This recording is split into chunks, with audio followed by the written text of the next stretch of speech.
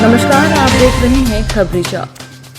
GST को लागू हुए 3 साल से ज्यादा का समय हो गया है, लेकिन इसे लेकर अभी भी केंद्र और राज्य सरकारें तालमेल नहीं बिठा पा रही हैं। वहीं कोरोना महामारी के चलते जीएसटी इन दिनों केंद्र और राज्य दोनों पर भारी पड़ रहा है। अब तक जीएसटी को लेकर 42 बैठकें हो चुकी हैं और जीएसटी कानून में सैकड़ों संशोधन भी हो चुके हैं। फिर भी ये एक चुनौती बना हुआ है। सबसे पहले जानिए क्या है जीएसटी। जीएसटी यानी कि गुड्स एंड सर्विस टैक्स। इसके तहत हर सामान और हर सेवा पर सिर्फ एक टैक्स लगता है, यानी वैट, एक्साइज और सर्विस टैक्स की जगह एक ही टैक्स जीएसटी। भारत में जीएसटी 1 जुलाई 2017 से लागू हुआ। पूरे देश में सामान पर देश के लोगों को एक ही टैक्स चुकाना होता है। इससे पहले वस्तुओं पर कई तरह के टैक्स लगते थे।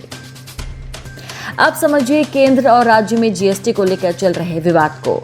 दरअसल जीएसटी लागू करते समय ये सहमति बनी थी कि राज्य सरकारें सेल्स टैक्स जैसे अपने बहुत से कर लगाने के अधिकार जीएसटी काउंसिल को सौंप देगी और इस वजह से उनको जो भी नुकसान होगा उसकी भरपाई केंद्र सरकार करेगी। ऐसा 5 साल तक किया जाना था। इसके लिए बकायदा जीएसटी क्षतिपूर्ति कोष की स्थापना भी की गई थी। जीएसटी लागू होने के बाद काफी समय तक ये व्यवस्था ठीक चली, लेकिन आर्थिक सुस्ती और अब कोविड महामारी और लॉकडाउन के चलते हुए नुकसान के कारण राज्यों को ये पैसा मिलने में देरी हो रही है।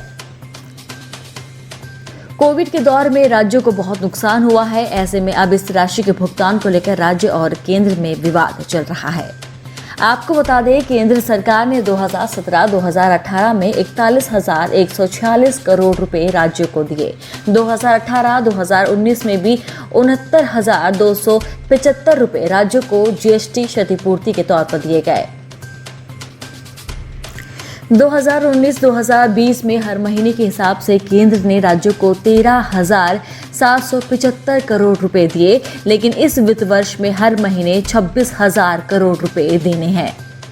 लेकिन वहीं मोदी सरकार का कहना है कि करार के मुताबिक जीएसटी क्षतिपूर्ति कोष सेस से जो पैसा इकट्ठा होता है उसी से ये कंपनसेशन दिया जाना है।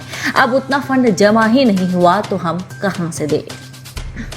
चालू वित्त वर्ष के दौरान जीएसटी राजस्व में होने वाले करीब 2,75,000 करोड़ रुपए के नुकसान की भरपाई को लेकर केंद्र और राज्य सरकारों के बीच ठनी हुई है।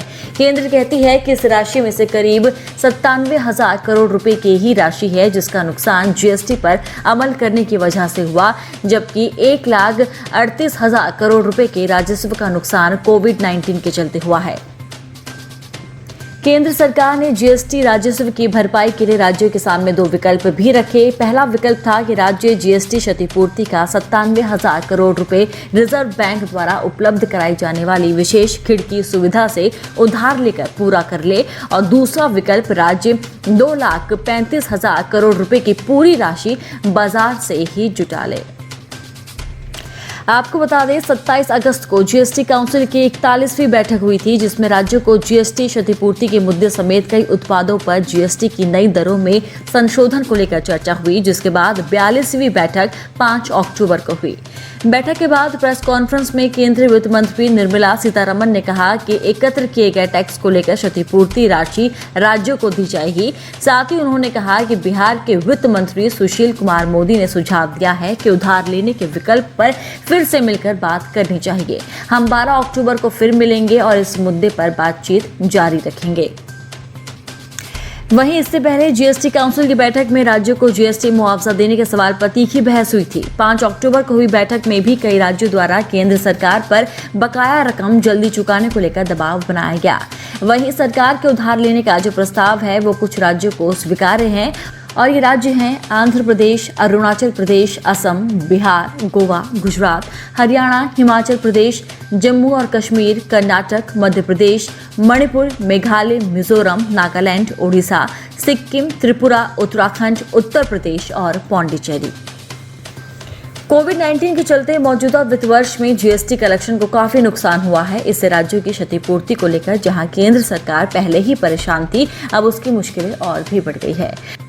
हालांकि केंद्र सरकार ने जीएसटी क्षतिपूर्ति के लिए 20,000 करोड़ रुपए जारी कर दिए हैं, लेकिन राज्यों और केंद्र के बीच जीएसटी क्षतिपूर्ति को लेकर चल रहा विवाद अभी खत्म नहीं हुआ।